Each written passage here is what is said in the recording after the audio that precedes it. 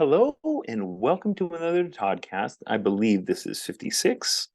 I don't know if numbering even matters anymore, but want to pick up, excuse me, where we left off. Last time we talked about protecting groups, in particular ketals and acetals. So ketals, which are used to protect ketones, and acetals that are used to predict or protect aldehydes. And want to go one step further into pointing out just how absolutely essential these compounds are to biochemistry, biology in general, particular starches. So I'm actually going to go way back to chair conformations for a moment here and draw glucose, which I'm going to try to do this end a little bit better. So you have cyclohexane, and actually, you know what? I'm going to try to do this a little bit better from this angle. This is going to actually work a little bit better. I'm going to draw a connection to this end of the sugar.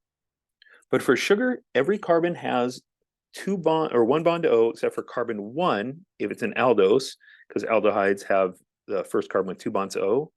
So it'll have 2 bonds to O.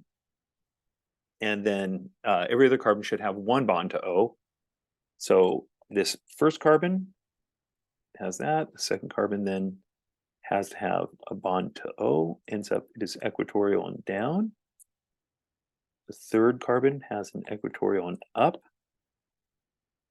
The fourth carbon has an equatorial and down hydroxyl. The fifth carbon is the one in the ring that had an OH attack the carbonyl to form this, the aldehyde. And then carbon number 6, CH2, has an OH coming off of it. So there's carbon number 6. So this is glucose as I've drawn it. Notice everything is equatorial. That's what makes it so stable. So I'll put a notch, axial up, axial down, axial up, axial down. No, I'd say axial up, but there is nothing there, and axial down. So I'm going to get rid of my greens, just put them in there to note that everything is in fact equatorial. And what happens with glucose is it forms long chain polymers known as either cellulose, amylose, glycogen, and you'll go into far more detail down the road. For now, I simply just want to show what's known as a beta link. And beta link is because carbon number 6 and the linking hydroxyl are cis, which equals beta. They're on the same side of that line. So this is going to be a beta 1,4 link. And I want to draw what the other sugar looks like. And then we're going to go into why I care about this. So we call it 1,4 because it is linked to carbon number 4 of the other chain. So the other chain, I'll go 1, 2, 3, 4. Notice this is equatorial and down, just like this was equatorial. This is axial, or equatorial and up, excuse me. This is equatorial and up. And all my OHs are going to be the exact same alignment on this glucose residue as they were on the glucosyl. Glucosyl is a fancy way of saying the left sugar. Okay. As you're writing this and starting to panic, note that that structure, the linkage I'm talking about, is not pertinent in this class. This will be something that will pop up in second semester OChem and biochemistry, but I just want to introduce it as our starting point of why I care and why you should care about this. The beta 1,4 linkage defines the O that is in common to the 2 sugars making up that linkage. So it is beta 1 connected to 4 on the other connection.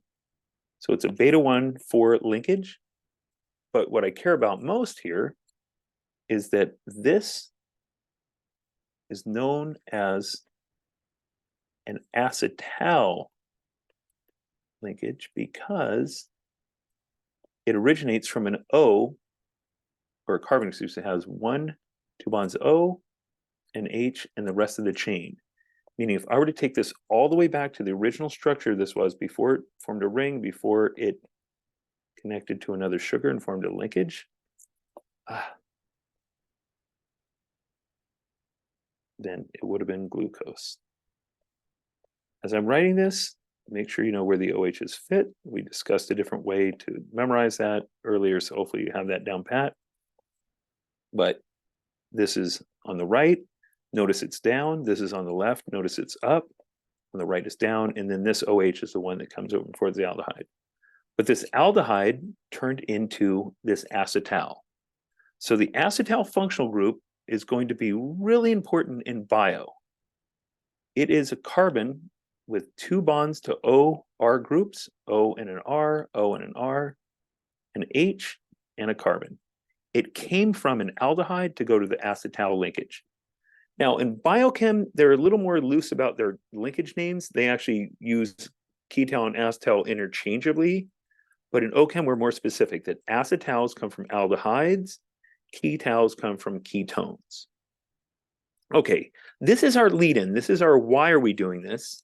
So now let's start doing it. We do it because there's such a commonality, or this is so frequently seen in biomolecules. There's so many sugars linked to other sugars, or sugars linked to proteins, sugars linked to alkyl groups, sugars linked to a bunch of different things that we start having to name the linkage, the acetal linkage.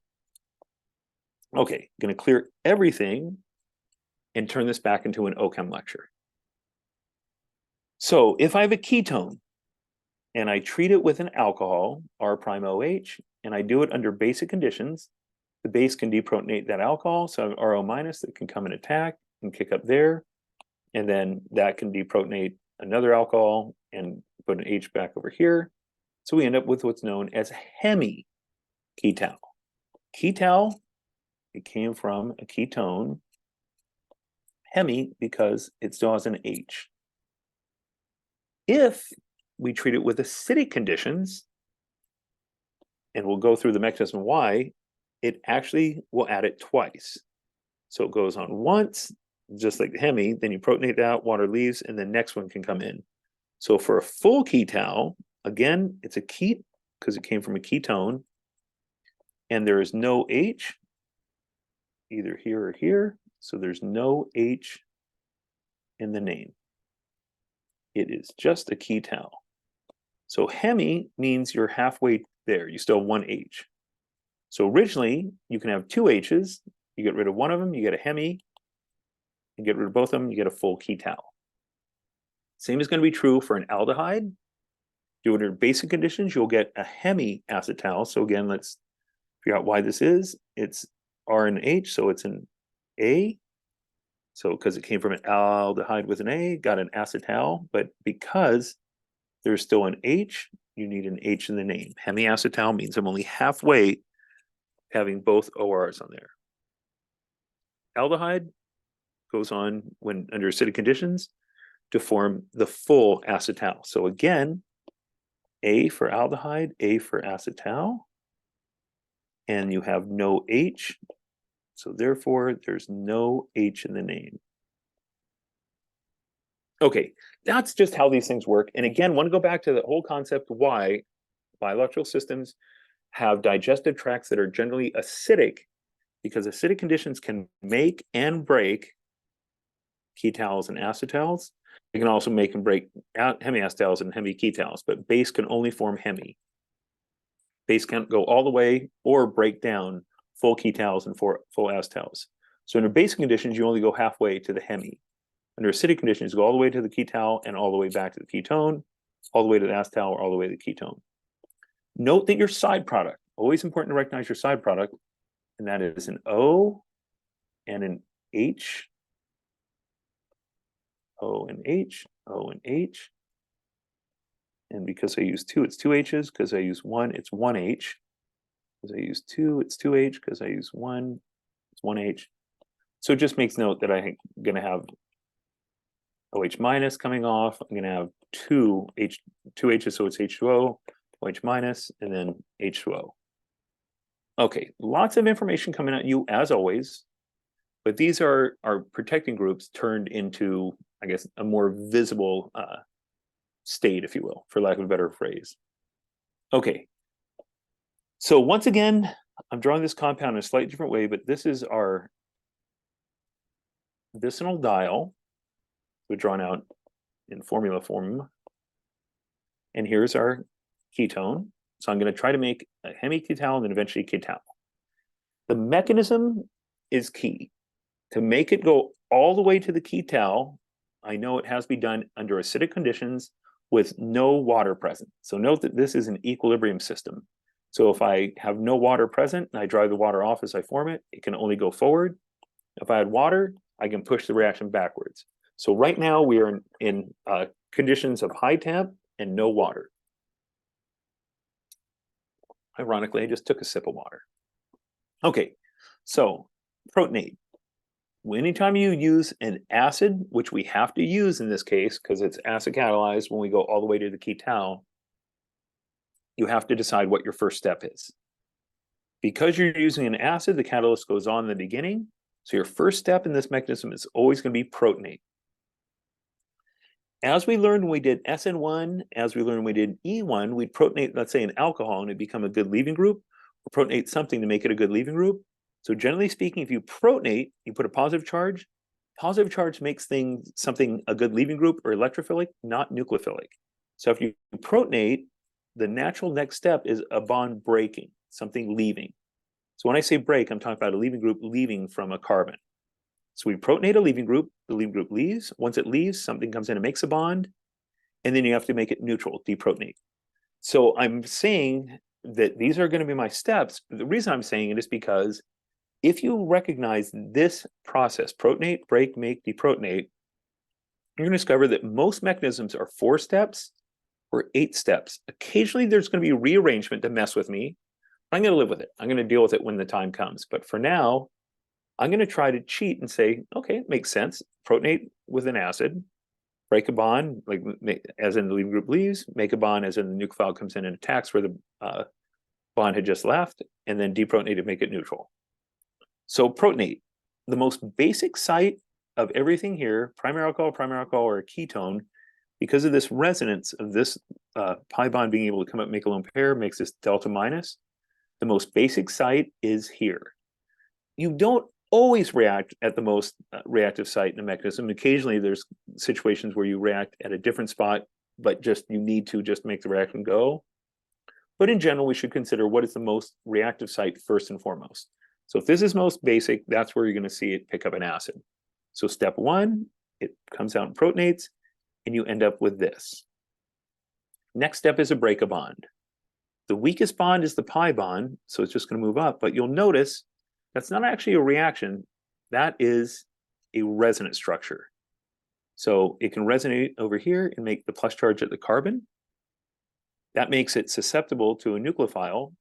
The only nucleophiles we have are the OH groups on the dial. So one of those is going to come in. It doesn't matter which one, they're equal by symmetry, so I'm just going to pick this one.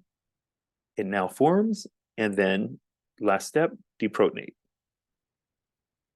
Perfect. So we have done a protonate, break, make, deprotonate process. 4 steps, we have this structure. If I want to be thorough, I should be putting lone pairs on everything. As I'm writing this, I'm reminded that I just said the word if, not essential. The one that is essential is the one that's acting as a nucleophile. I should have done that from the very get-go. But let's figure out what we have. I have a carbon in the middle here. Connected to it is an R and an R, so I know that's a ket. But attached to it is an OR, but an OH, because I have an H, it has to have the name hemi. So at this point, I have only made a hemi ketal. I'm only halfway done with my mechanism. So if I'm not done, it's time for 4 more rounds, 4 more reactions, 4 steps. Protonate, break, make, deprotonate. So we're going to have the same things happen again. Protonate, this is a case where I could protonate here, here, or here. I now have 3 lone pairs to consider. And there is no obvious most reactive and less reactive, but there is one that's going to lead to what I want. I do not have an OH on there anymore, so I'm going to assume this is my reactive one. This is the one that's going to go and pick up the H+. Not that it couldn't go to the other spots, but this is the one that's productive. So protonate, Next step on this checklist, break. No pi bond, so it's got to be a sigma bond. Here's my leaving group. Water's a good leaving group, so it will leave. So I'm now left with a carbocation. It can resonance stabilize, or better yet, this is really close. 1, 2, 3, 4, 5 membered rings are possible. So the lone pair on this O right here can come in and attack. So it'll make a bond. And then last step, deprotonate. That just comes off. I'm showing it just magically falling off because I literally have no room over here. But you would have to have something come in. And what that something is could be another ketone. It could be this group, but it's not as basic. So it should be this ketone coming in and taking it. And so the ketone for the next reaction is going to actually be the base that ends this first reaction. Okay, so what did I achieve? Protonate, break, make, deprotonate, got me to hemiacetal. Another protonate, break, make, deprotonate, got me all the way to the ketal. Everything's ket because it came from a ketone originally. And hemi because it still has an H. And not hemi because there is no H. It's that other group. So hopefully this makes sense. And I want to take this to heart because what you're going to discover is pretty much every mechanism we do in carbonyls and alcohols, they're going to be very similar to this protonate, break, make, deprotonate over and over and over. The same mechanism is going to be seen. So if you start recognizing patterns, recognizing how things go, it'll make your life much easier. If you know kind of what you're looking for, number one, you can find it when you need to. And then you can, once you find it, you can work your way through it and you can recognize if there's any deviations. So if you know the pattern well, then you know when the pattern's been broken, so to speak. So tough mechanism at first, but if you see this and see it enough times, and we certainly will in the carbonyl chapter over and over and over, you'll start seeing and appreciating the fact that they're all kind of the same mechanism. So to protect the ketone, it should be converted into, first and foremost, ket. So based on that, ketones can only be converted into kets of some sort. So acetal, hemiacetal won't work, ket and ket will. So a base will make a hemi, a ket is better for protecting it, a base can take out this, and I'm sorry, an acid is better for making the protecting group, a base cannot react with, a ketal can react with a hemi-ketal. So if I want to have it stable, when I have a good protecting group, then I need to use acid to make these, and they will not react with base, so they're going to be stable in their nucleophilic and basic conditions because of that. So a ketal, which if you look at it, kind of looks like a double ether, which adds to its stability. Central carbon is part of an ether here, but we call it a ketal, or an acetal, depending on whether it's an aldehyde or ketone to begin with. Stable under basic conditions, so it's a good protecting group. So to convert it, we need to convert it into a ketal because it's a ketone to protect it. Acetal if it was an aldehyde to protect it. So it can't be an acetal or hemiacetal because it came from a ketone, and it can't be a hemi because a hemi is not protected. So best answer. Geez, and dang, more stuff to memorize. Okay, so how to remove protecting groups then? We talked about how we're putting them on. We just did the mechanism of forming ketal. Need to worry about how to get rid of them. Mentioned briefly in that previous podcast that when you have a protected alcohol, O with the trimethylsilane attached, you just add an HF. H goes to the O, F goes to the silicon, happy as can be.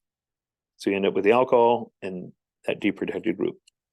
For aldehydes and ketones, when you're going from either a ketal like we did here, or if you're coming from a acetal, if this was an H instead of a carbon, it would still be the same thing, mild acid. Again, we always want to use something mild because if we use a really strong reagent, we run the risk of overreacting and getting too many unwanted side products.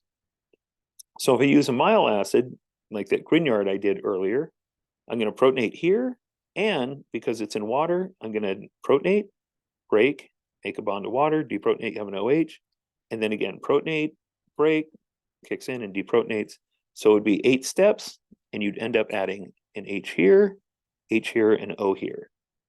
So the magic water line, as I'm going to call it, when you know you're breaking something, draw a line through what you're breaking, in this case, the 2 bonds from O to carbon, and add your water across it.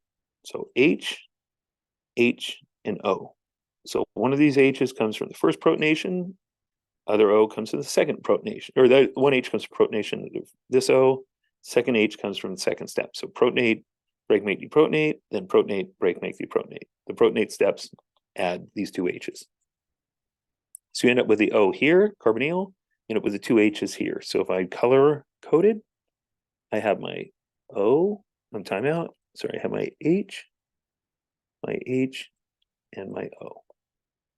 So let me color coordinate it without my terrible writing. If you use too strong of an acid, you will get this, but then you can protonate a second time. The water leaves to form a carbocation, which can rearrange from secondary to secondary, secondary to secondary, that can deprotonate and become a conjugated or resonance stabilized bond.